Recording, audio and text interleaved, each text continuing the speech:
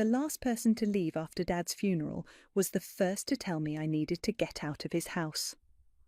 I stood in our kitchen, my childhood kitchen, watching Paisley adjust her designer black dress in the reflection of the microwave door. The same microwave where Dad and I used to heat up midnight snacks when I couldn't sleep. My name is Quinn, and I'd spent the last week crying, but now, staring at my stepmother's perfectly made-up face, I felt nothing but ice in my veins. "Darling," Paisley's voice dripped with fake sympathy. "I know this is difficult, but the will is quite clear. The house goes to me and my children. You'll need to be out by tomorrow evening." I gripped the counter. "Tomorrow? Dad's body isn't even cold." "Don't be crude." Felicity, my stepsister, sauntered in with a glass of wine. At 25, she'd already mastered her mother's condescending smile. "We're being generous, giving you 24 hours. Legally, we could make you leave now." The kitchen filled with the click-clack of more heels. Josephine, the youngest, lurked in the doorway, while Gerard leaned against the fridge, refusing to meet my eyes. "Show her the will, Mother," Felicity prompted, clearly enjoying the moment. Paisley produced a document from her designer purse, sliding it across the granite countertop. I recognized Dad's signature immediately, but the date made my stomach turn. 3 months ago, when he was already sick, when Paisley barely let me see him. "As you can see," Paisley pointed to a paragraph with her manicured nail, "the house and most assets transfer to me and my children. There's a small trust fund for you, of course. Your father wasn't completely heartless." "Heartless?" My voice cracked. "He was my father." "For 17 years, Felicity cut in. "Then he was our father for 15. Quality over quantity, right?" Gerard shifted uncomfortably. "Fel, maybe we could give her a few days." Absolutely not," Paisley snapped. "The decision is final. Quinn needs to start her own life, away from here." I looked around the kitchen, at the marks on the door frame where Dad had measured my height every birthday until I was 16, at the dent in the cabinet from when I'd tried to make him breakfast in bed and dropped the pan, at the window where we'd watched thunderstorms together. "I'll need time to pack," I managed. "We'll have someone pack for you," Paisley said. "Just take your essentials. We'll ship the rest to whatever address you provide." Josephine stepped forward, her voice small. "Quinn, I saved you some of the photo albums." "Josie," Paisley warned, and the girl retreated. I stood there, surrounded by the family that had invaded mine, feeling like I was drowning. "Can I at least sleep here tonight?" Paisley's lips tightened. "Fine, one last night, but I want you gone by 6 tomorrow evening. We're having the interior decorator over to discuss renovations." "Renovations?" The word felt like acid. Dad loved this house exactly as it is. "Dad's not here anymore," Felicity said, taking another sip of wine. "And thank God, do you know how embarrassing these outdated curtains were?" Something in me snapped. I lunged forward, but Gerard caught my arm. "Don't!" he whispered. "It'll only make things worse." I jerked away from him, my voice steady despite the rage burning through me. "You're right.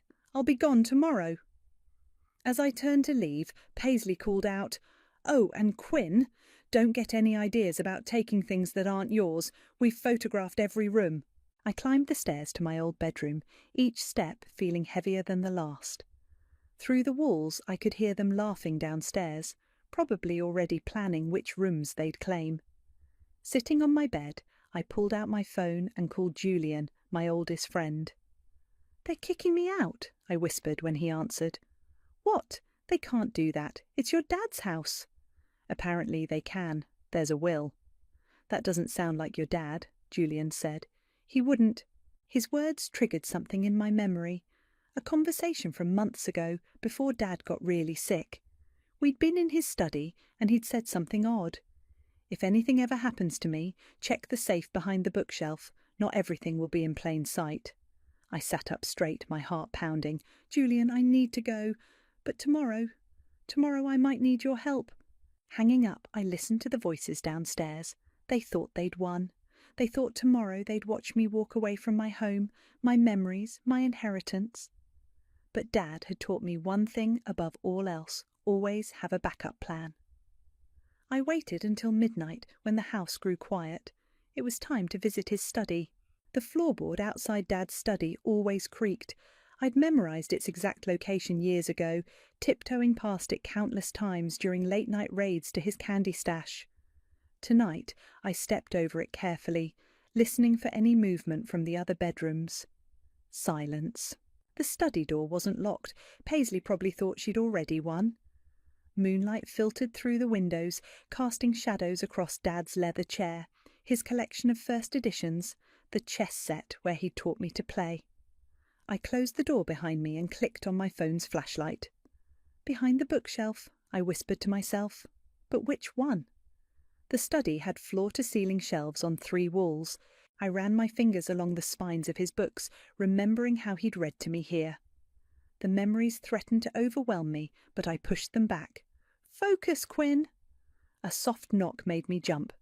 "It's just me," Gerard whispered, slipping inside. "Need help?" I aimed my flashlight at his face. "Why would you help me?" He shifted uncomfortably. "Because Mom and Felicity are being cruel, and because I saw Dad talking to his lawyer last month. He seemed worried." "What lawyer?" "Franklin something. Old guy, bow tie." I remembered Franklin Wise. He'd been Dad's friend for decades. "What did they talk about?" Gerard shrugged. "Couldn't hear, but Dad kept pointing at that shelf." He gestured to the far wall. "The one with all the poetry books." I moved to the shelf, examining it closely. The books were arranged perfectly. Too perfectly. "Help me pull it forward." Together, we gripped the edges of the shelf and pulled. It swung out like a door, revealing a small wall safe behind it. "Holy shit," Gerard breathed. My hands shook as I approached the safe. "What's the combination?" "No idea, but knowing Dad." Gerard trailed off. Knowing Dad, it would be something meaningful. I thought for a moment, then tried my birthday. Nothing. "Try Mum's death date," Gerard suggested quietly. I looked at him sharply. He'd never acknowledged my mother before. I entered the date, 03/17/05. The safe clicked open. "I'll keep watch," Gerard said, moving to the door. "Hurry." Inside the safe, I found several envelopes, some old photos, and a leather folder. The first photo made my throat tight. Dad and me at my high school graduation, both of us beaming, before he got sick, before Paisley took over everything. The leather folder contained legal documents. I skimmed them quickly, my heart racing faster with each page. There it was, a codicil to his will, dated just 2 weeks before his death. Properly notarized, witnessed, and crystal clear, the house was mine. "Someone's coming!" Gerard hissed. I shoved everything back except the codicil, which I tucked into my pyjama pocket. We quickly pushed the bookshelf back into place. The door opened. Felicity stood there in her silk robe, eyebrows raised. "Well, well, what's this?" "Couldn't sleep," I said smoothly. "Wanted to say goodbye to Dad's study." "With Gerard?" She smirked. "How touching. A little late-night bonding before you're kicked to the curb." Gerard stepped forward. "Leave it alone, Fel." "Does Mum know you're helping her?" Felicity's voice turned sharp. "Because I'm sure she'd be interested to hear about this little midnight meeting." "Go ahead, tell her," I said, walking past her. "I'm leaving tomorrow anyway, right?" Back in my room, I pulled out the codicil with trembling hands. I read it 3 times to be sure. Then I called Julian. "I need you to pick me up early tomorrow," I told him. "And I need Franklin Wise's number." "Already? It's not even dawn." "Trust me, things are about to get interesting." A soft knock interrupted me. Gerard again. "I didn't tell them what we found," he said, closing the door behind him. "But Quinn, be careful. Mum and Felicity, they can be vindictive." "I know." I studied his face. "Why did you help me?" He was quiet for a moment. "Because Dad talked about you all the time when they weren't around. He missed you, and because—" He hesitated. "Because what they're doing isn't right." "Thank you," I said, "but this might get ugly." "I know." He turned to leave, then stopped. "Whatever you found in that safe, make it count." I waited until his footsteps faded before pulling out my phone again. The codicil felt warm in my hand, like it was alive with possibility. They thought they could erase me from my own home, treat me like an unwanted houseguest. But Dad had left me one last gift: the power to fight back. I dialed Franklin's number, watching the sun rise outside my window. It was time to show them what happened when you underestimated John Perry's daughter. Franklin's office hadn't changed in 15 years. Same leather chairs, same brass desk lamp, same bow tie.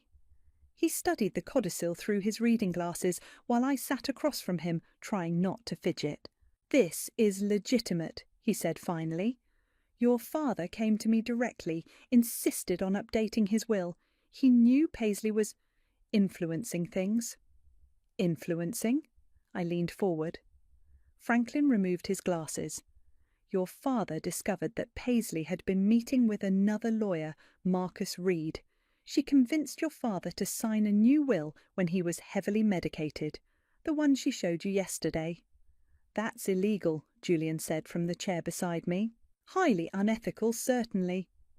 Franklin pulled out another document. "I have proof of the meetings and the medication logs from your father's nurse, but your father didn't want a legal battle while he was sick. Instead, he made this codicil." My hands clenched. "So the house is mine?" "Legally, yes. The codicil supersedes the previous will. But Quinn—" He hesitated. "Paisley won't leave quietly." "Good," I said. "I don't want quiet." Julian touched my arm. "Quinn, maybe we should just present the codicil formally, let the lawyers handle it." I shook my head.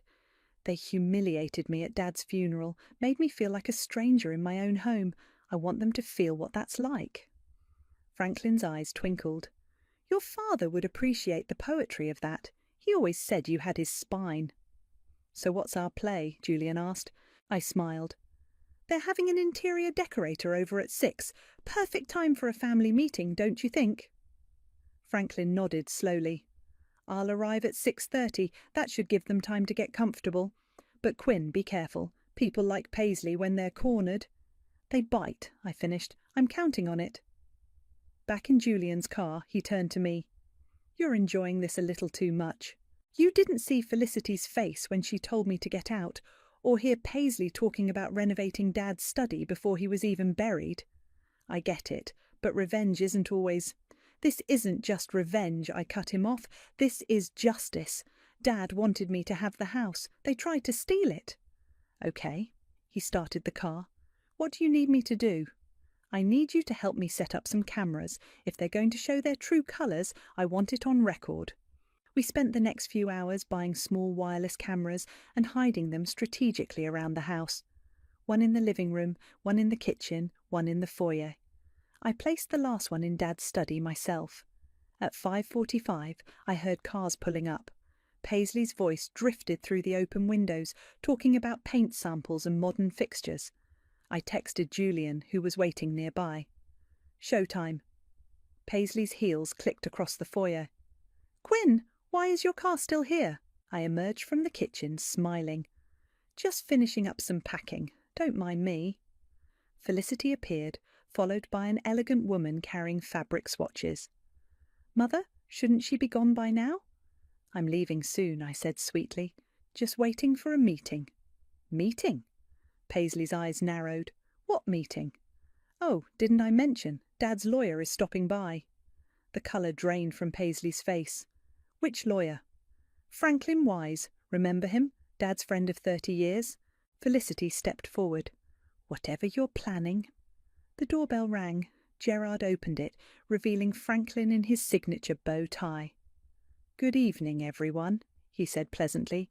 "I believe we have some business to discuss." "We have nothing to discuss," Paisley snapped. "I have the will right here."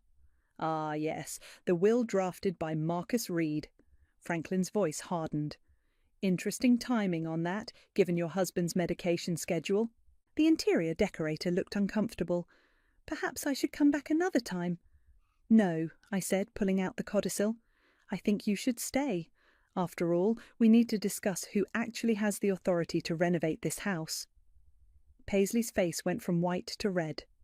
What is that? This. I held up the document. This is Dad's real final wish. Would you like to read it?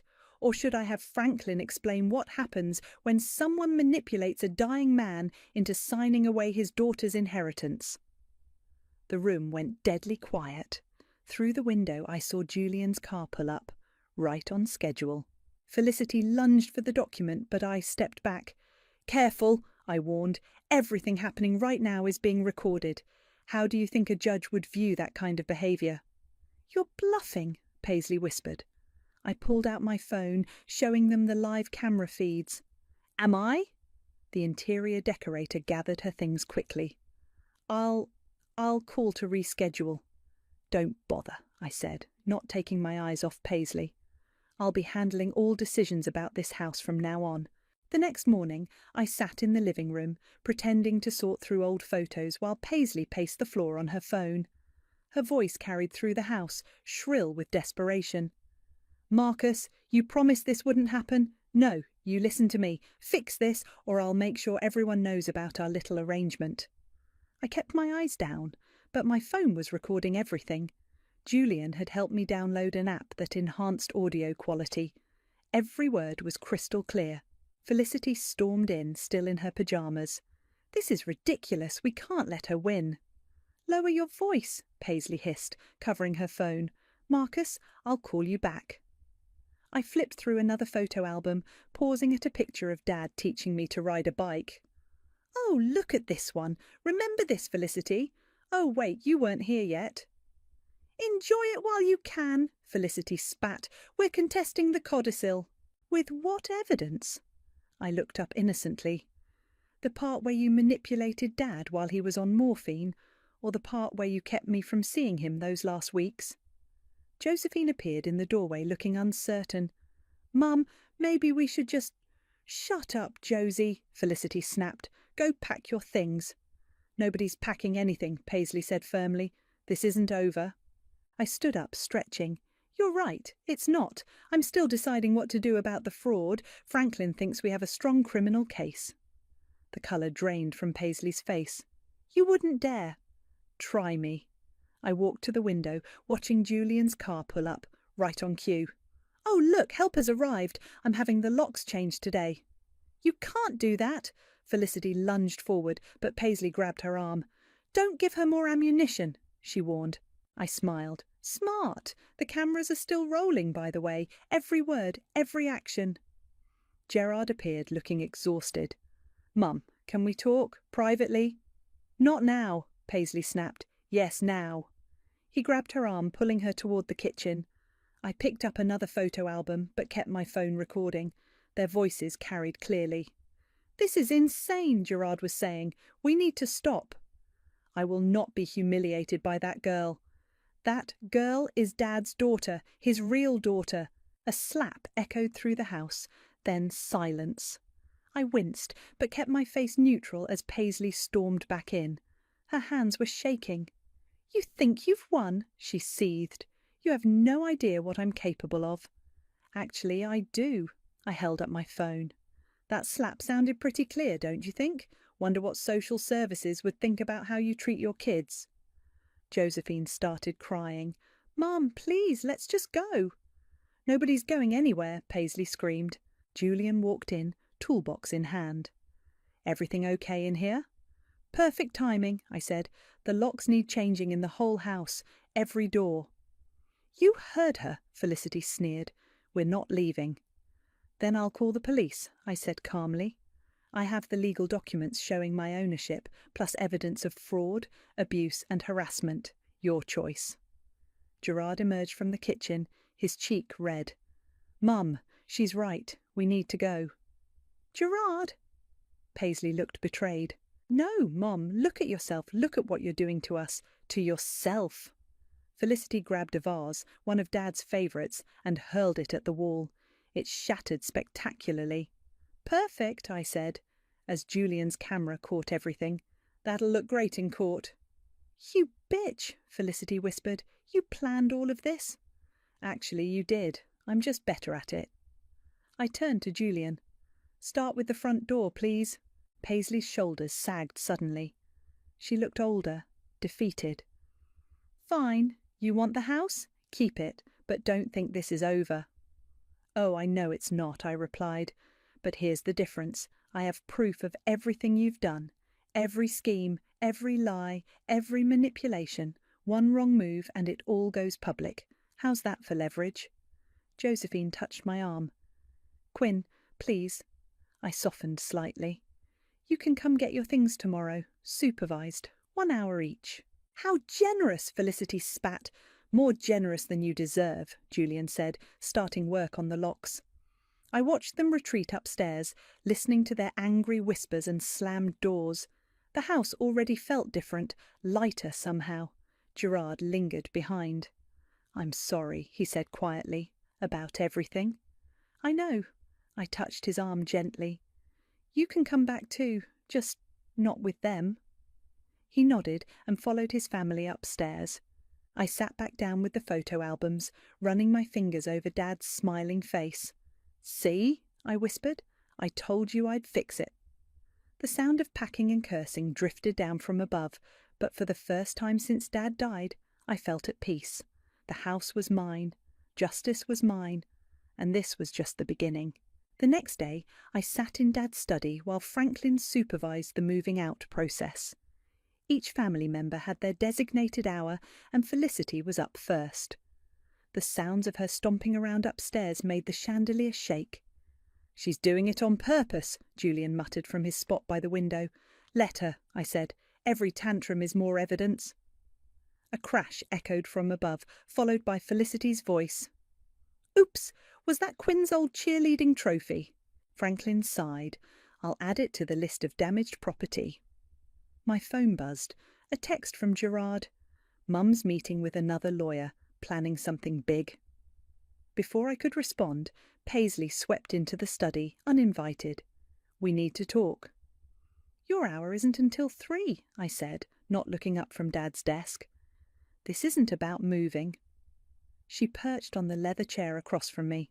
I have a proposal. Julian stepped closer, phone ready to record. Half? Paisley said.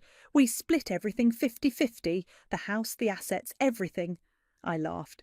You're not in a position to negotiate. No, she leaned forward. What if I told you there are things about your father you don't know, things that could damage his reputation? The room went quiet except for Felicity's continued stomping upstairs. Are you threatening to slander my dead father? I kept my voice steady. I'm offering you a chance to protect his memory. Paisley's smile was razor-sharp. Those last months he was confused, said things, wrote things. Would be a shame if those ramblings became public. Franklin cleared his throat. Mrs. Perry, I advise you to consider your next words carefully. Stay out of this, Franklin. She turned back to me. What's it going to be, Quinn? Share the house or watch your father's legacy burn? I opened Dad's desk drawer slowly, pulled out a small recorder. Thank you for that confession. Want to add attempted blackmail to the fraud charges? Her face contorted. You little... Mother! Gerard appeared in the doorway. Stop, please. Always taking her side, she hissed. No, he said firmly. I'm trying to stop you from making things worse. We already lost Dad. Don't make us lose everything else. Josephine appeared behind him, tears in her eyes. Mum, please, let's just go. A thud from upstairs made us all jump. Felicity appeared on the stairs, dragging a massive painting. If we can't have the house, we're taking grandmother's art. That stays, I stood up. Family heirlooms remain with the house. Family? Felicity laughed hysterically. You're not family, you're just the leftover from Dad's first marriage. Felicity, Gerard shouted, but she was on a roll. You think you've won? You think this makes you special? Dad only kept you around out of guilt. Everyone knows he loved us more. The room went deadly silent. Even Paisley looked shocked. I walked to Felicity slowly, calm and collected. You want to know what Dad really thought? Read this. I pulled out a letter from my pocket, one I'd found in the safe. His last words to me. Go ahead. Her hands shook as she read. Her face went from smug to pale. What does it say? Josephine whispered. Felicity crumpled the paper. He's lying. He was sick. He didn't know. Read it, Gerard demanded, snatching the letter. His voice cracked as he read aloud. My dearest Quinn, I'm sorry I let them push you away. Everything I built, everything I am, was always meant for you. They may have had my time, but you had my heart. Don't let them take what's yours. Love, Dad. Paisley grabbed the letter. This proves nothing. It proves everything, Franklin said quietly, along with the videos, the recordings and the medical records. Quinn, shall I call the police? Josephine burst into tears. Gerard put his arm around her. No, I said finally. Just get out, all of you. Take your clothes, your personal items. Everything else stays. You can't, Felicity started. I am. You have 30 minutes. Anything left behind gets donated. Paisley straightened her spine. This isn't over.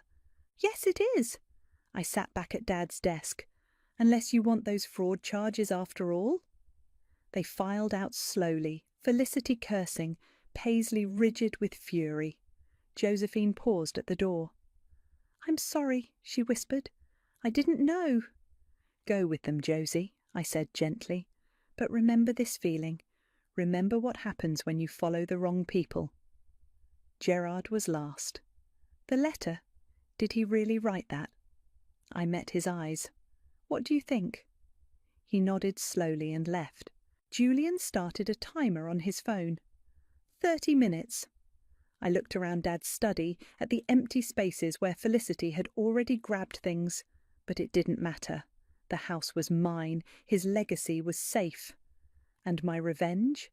It tasted exactly like justice. The house felt enormous that night. Every room echoed with emptiness, despite still being fully furnished. I wandered from space to space, touching familiar objects, trying to feel triumphant. Instead, I just felt hollow. The doorbell rang at midnight.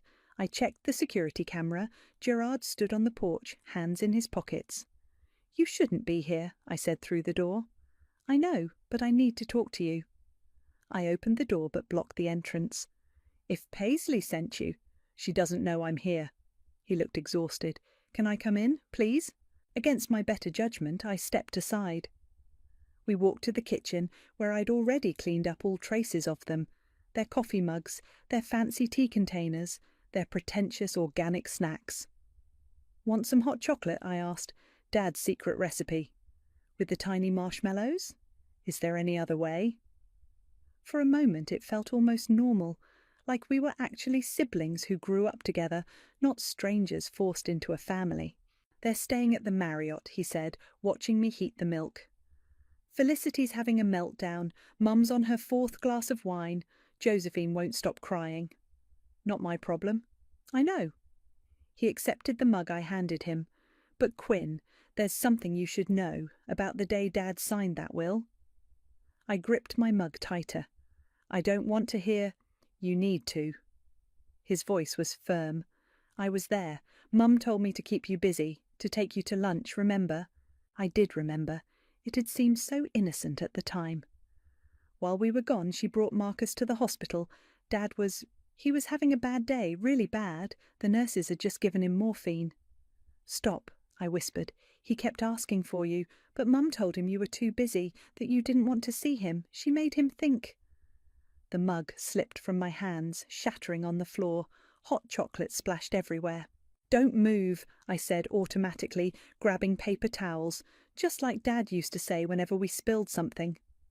Gerard knelt to help me clean up.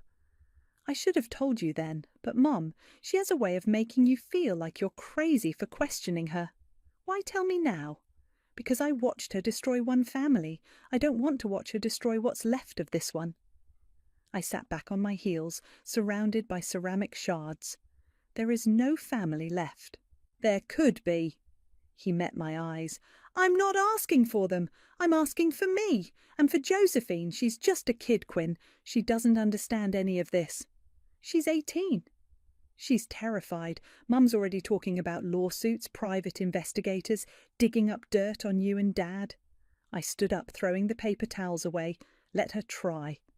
Quinn, please, you won your house back. You proved Dad loved you most. Isn't that enough? Enough? I spun around. They tried to steal everything from me. They kept me from my dying father. I know. He stood too. And they were wrong. But this revenge, it's changing you. You're starting to sound like them. The words hit harder than I expected. Dad used to say something similar about Paisley. Bitterness changes people, Quinn, makes them ugly inside. My phone buzzed. A text from Josephine. I miss you. And Dad. I'm sorry. Gerard watched me read it. She means it, you know. She's different from them. Different enough to testify about what really happened with that will?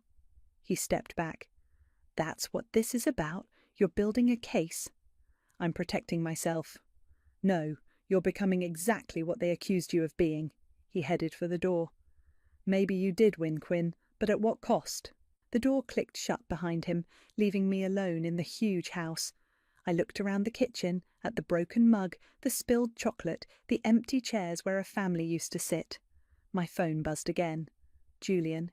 You okay? Need company? I started to type I'm fine, but stopped. The truth was, I didn't feel fine. I felt powerful and empty all at once. Come over, I texted back. Bring ice cream. I walked to Dad's study, where his chess set still sat mid-game from our last match. I'd been so focused on winning, on getting revenge, I hadn't noticed what I was becoming. The question was, could I stop? My phone lit up with another text from Josephine. Can we talk? Just us? I stared at the message for a long time, remembering how young she was when she first came into our lives. How she used to follow me around, asking about makeup and boys. Tomorrow, I typed back, coffee shop on Main, just us. Sometimes I heard Dad's voice whisper, the hardest move in chess is knowing when to step back. The coffee shop was nearly empty when Josephine walked in. She looked smaller somehow, wearing an oversized sweater and none of her usual makeup. For a moment I saw the little girl who used to beg me to braid her hair. I didn't tell Mum I was coming, she said, sliding into the booth. Smart? I pushed a vanilla latte toward her, her favourite. You remembered. She wrapped her hands around the cup. Hard to forget. You used to steal sips of mine all the time. An uncomfortable silence fell between us. Through the window I watched leaves scatter across the parking lot. They're saying terrible things about you, Josephine finally said. About Dad, too. I expected that. Felicity wants to sell stories to the local papers about Dad being abusive, about him playing favourites. Mum's encouraging it. My hand tightened around my cup. They wouldn't dare. They would. Mum's desperate. Josephine glanced around and lowered her voice. She's been calling Dad's old business partners, trying to find dirt. And this morning I saw her with Dad's watch, the one you always loved. She said she'd make sure you never got it. The silver pocket watch? My stomach dropped. Dad had promised it to me on my 16th birthday. Josephine nodded. She gave it to Felicity to hide. I'm not supposed to know where. Why are you telling me this? Her eyes filled with tears. Because it's wrong. All of it. The lies, the schemes. I can't sleep at night. I keep seeing Dad's face. How sad he was those last weeks when he asked for you. I reached for her hand, but she pulled back. No, let me finish. I heard them, Quinn, the day they brought that lawyer.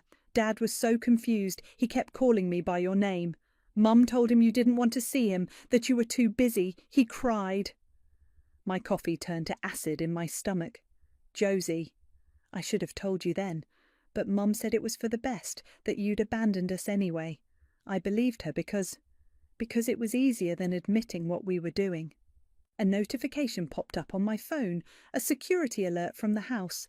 Someone had triggered the back door sensor. I have to go. I stood up abruptly. Wait! Josephine grabbed my arm. There's more. Felicity hired someone. They're going to the house today, while you're here. I was already dialing Julian. Where's the watch, Josie? The old tree house in Dad's garden. Thank you. I headed for the door. Quinn? Her voice was small. I really am sorry. I know, kiddo. I managed a smile. Stay away from the house today, okay? Julian picked me up around the corner. We drove in tense silence until he said, "You called the police, right?" "Not yet. I want to catch them in the act." "That's crazy. They could be dangerous." "They're not. It's probably just Felicity being dramatic." I pointed to a car parked near my house. "See? That's her BMW." We parked down the street and approached quietly. The security app showed movement in the garden. "Got you," I whispered, leading Julian around back. We found Felicity halfway up the treehouse ladder, cursing as she struggled in her designer boots. "Looking for something?" I called out. She screamed and lost her grip. Julian rushed forward to catch her before she fell. "Get your hands off me!" She shoved him away. "Breaking and entering," I said, filming with my phone. "That's a felony, Felicity." "It's my house too." "No, it's not. And that watch you're trying to steal? Dad promised it to me years ago. I have it in writing." "You have everything in writing, don't you?" She spat. "Little Miss Perfect, Daddy's favourite." At least I didn't have to drug him to get what I wanted. She lunged at me, but Julian stepped between us. "Enough! Quinn, call the police." "No," I said, surprising myself. "Let her go." "What?" "Go, Felicity, but tell Paisley this ends now. No stories to the papers, no more schemes, or next time I press charges." She straightened her designer jacket, trying to salvage her dignity. "You think you're so much better than us?" "No," I said quietly. "I just loved him more than I hated you." She fled to her car, tires squealing as she drove away. Julian helped me retrieve the watch from the treehouse. It was still beautiful, still ticking perfectly. "You okay?" he asked as I held it. "No." I traced the inscription Dad had added years ago. "For my Quinn, who always makes time for love." You did the right thing, letting her go. Did I? I stared at the watch. Or am I just tired of fighting? Maybe both. He squeezed my shoulder. "Come on, let's get you inside before they try something else." But as we walked back, I couldn't shake the feeling that this wasn't over. Not by a long shot. The real estate agent's heels clicked against the hardwood floors as she walked through the house. "It's a beautiful property. We could list it tomorrow." I nodded, watching her measure the living room windows. Dad's watch felt heavy in my pocket as I touched the familiar walls one last time. My phone buzzed. A text from Gerard. "Mum's being served with fraud charges right now. Thought you should know." Another message followed. "It wasn't you, was it?" "No," I typed back. "Franklin did it. Said Dad made him promise." The agent's voice pulled me back. "The garden is spectacular. That treehouse might need to come down, though." "The treehouse stays," I said firmly. "It's part of the rental agreement." She raised an eyebrow. "Rental?" "Yes, I'm not selling. I'm looking for the right family to rent to. Someone who'll love this place like we did." "Like we should have," I added silently. The doorbell rang. Julian opened it before I could move. We'd developed a system after Felicity's break-in attempt. "It's Josephine," he called out. She stood in the foyer, clutching a familiar photo album. "I brought this back. It's yours anyway." The real estate agent excused herself to make some calls, leaving us alone. "How's everyone taking the fraud charges?" I asked. "Mum's lawyer says she might avoid jail if she cooperates. Felicity's having a meltdown about her reputation." Josephine opened the album. "But that's not why I'm here. Look what I found."